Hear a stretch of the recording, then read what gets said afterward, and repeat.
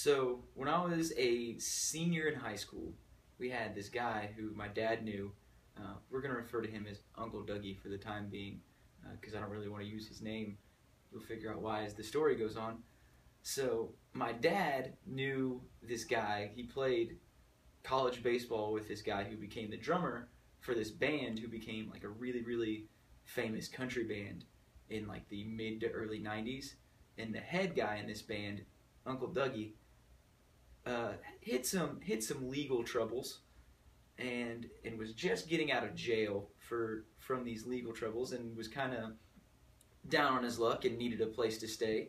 So he kind of turned up on our doorstep, and so the very first night that Uncle Dougie moves in, this is just the very beginning of several weeks of what was going on.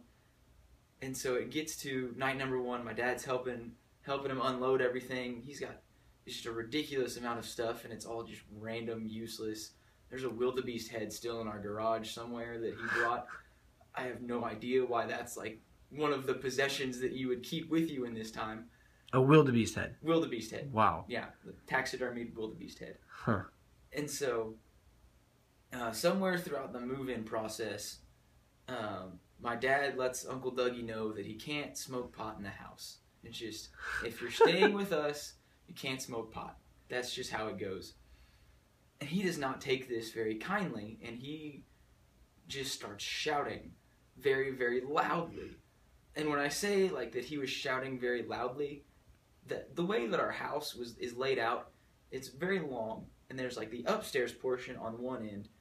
We're in the complete other end of the house, and we hear him word for word. And that doesn't happen. Like, sound doesn't... It's loud. It's really loud. And it's a little bit terrifying because, I don't really know this guy very well at this point. He wasn't uncle yet at this point. No, not yet. And so, he is loud. And apparently, through kind of, in his years of being really famous and also doing a lot of drugs, he's had some mental health issues from that.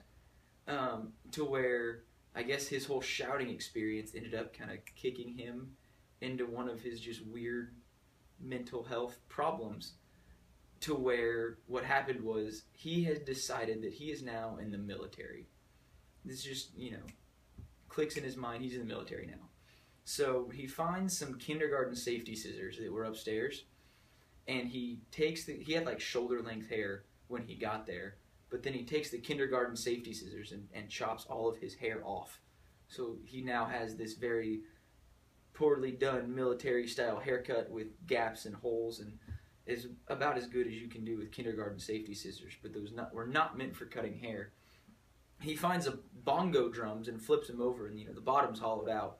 So that's where he puts his hair after he cuts it all off. Which actually, his hair stayed in those bongo drums for way longer than they should have.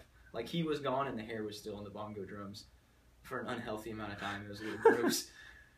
And so he's now in the military, and it's probably pushing 2 in the morning at this point after he's cut his hair off. And he somehow managed to, he went down to the very end of our street to, the main road. And he's in the military, so he's army crawling through the ditch on the main road. And one of my dad's old baseball players... he was playing for the Astros at the time, and he's coming in real late from practicing and everything, and he sees him, and I guess he had met him somewhere along the way and recognized him, and he pulls up and he's like, "What are you doing crawling through the ditch? It's 2 in the morning." And Doug stands up out of the ditch, and he's real, he's still in the military in his mind, and he jumps up and he goes, "State your name, soldier!"